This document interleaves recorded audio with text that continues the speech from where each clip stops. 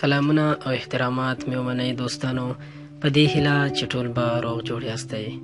دوستانو، د عبرت یوه لنډه کیسه در سره شریکوم. ویډیو تر پایه وګورئ.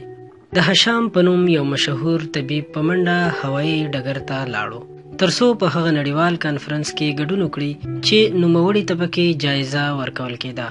د هوا د خرابوالي له امله الوتکې په بل هوایي ډګر کې بیړنۍ ناسته وکړه. طبیب د هوایي ډګر مسؤلینو ته وویل، زه نړیوال ډاکټر یم، دلته زما یوه دقیقه پاتې کېدل د څو انسانانو د مرګ سبب ګرځي. زه 14 ساعته الوتکې ته انتظار نشم کولی. د میدان مسؤل مشوره ورکړه چې د کنفرنس ځای ته یې موټر په 3 ساعتو کې رسوي. هشام په موټر کې روان شو. په لاره کې د سخت باران له امله لاره ورکه کړه. د یو کوچني کور دروازه یې وټکوله. د ننوتلو اجازه ورکړل شوه.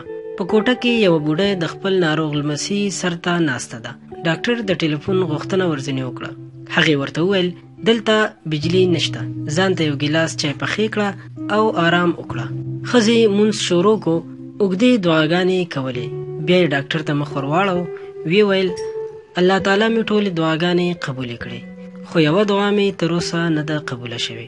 هشام ورته وویل، کومه دعا؟ بوډۍ وویل، دا یتیم ماشوم سخت ناروغ دی. ټولو ډاکټرانو ځواب راکړی، وایي د دې علاج یوازې د هشام په نوم یو تکړه ډاکټر کولی شي، خو هغه ډیر لرې دی، زموږ غریبانانو لاس نه ور رسیږي. الله تعالی ته مې دعا وکړه چې کار راته اسانه کړي. ډاکټر وژړل. وی ویل، قسم په الله، ستا دعا الوتکې وځنډولې، وریځ یې راولېږله او باران یې وکړ تر څو ما ستا جونګړې ته راولي. نو ګرانو وروڼو او خویندو، هیڅکله حوصله او صبر مه بایلئ. په خپل رب عقیده مضبوطه وساتئ. الله تعالی د دعا په مرسته خپلو بندګانو ته داسې اسباب برابروي لکه څنګه مو چې په دې قصه کې واورېدل.